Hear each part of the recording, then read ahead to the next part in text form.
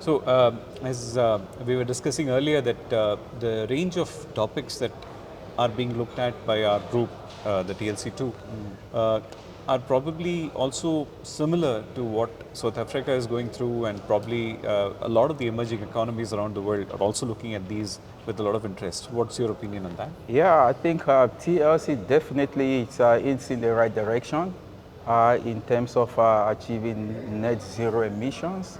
And the scope of the work that is being conducted here, particularly waste valorization in concrete, is quite amazing. And I think this is the direction to go. That is what is done globally. Even in South Africa, our major drive is low carbon concrete. And last year we investigated the different waste that are available in South Africa and the volume of the waste, just for us to be able to see to what extent can we use these materials in concrete. So I would say what TLC is doing in terms of usage of waste in concrete is in the right direction. That is the way to achieve net zero carbon emissions by 2050. So I think TLC is doing the right thing, and also for ourselves at Stellenbosch University, it's our major drive. Yeah. The other question I had for you is, of course, we work on a number of technologies and research. What do you think is the rate at which industry will be able to uptake these technologies that we work on?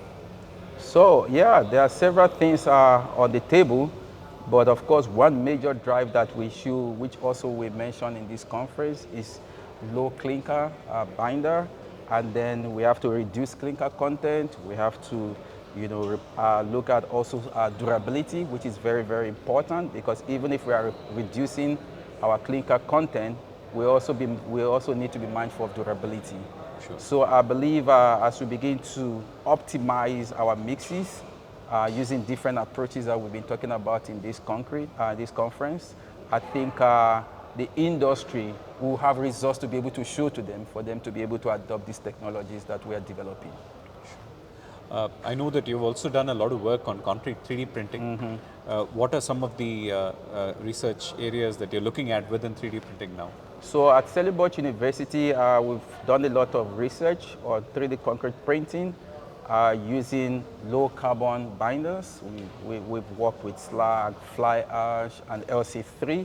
In fact, we have non-clinker mixtures also, where we looked at geopolymer. So, and we've published a lot of articles. Of course, with 3D concrete printing, one major challenge is the low interfacial bond strength. Yeah. And we've developed different methods to be able to improve that. And I think we are making good progress. But globally speaking, I believe 3D concrete printing technology has come to stay. It will take some time. Like I always say, it would not replace traditional construction, Sure. but it will run alongside traditional construction. Yeah. Yeah, thank you, John. It's been a pleasure talking to you. Thank And you so much. thank you for taking up our invitation to come to Chennai and interacting with us. It's indeed a pleasure to interact with very highly respected researchers like you. And we hope that we can continue this collaboration for a long period. Thank you so much. I'm so honored by the invitation. Sure. Thank you. Thank you. Bye. Thank you.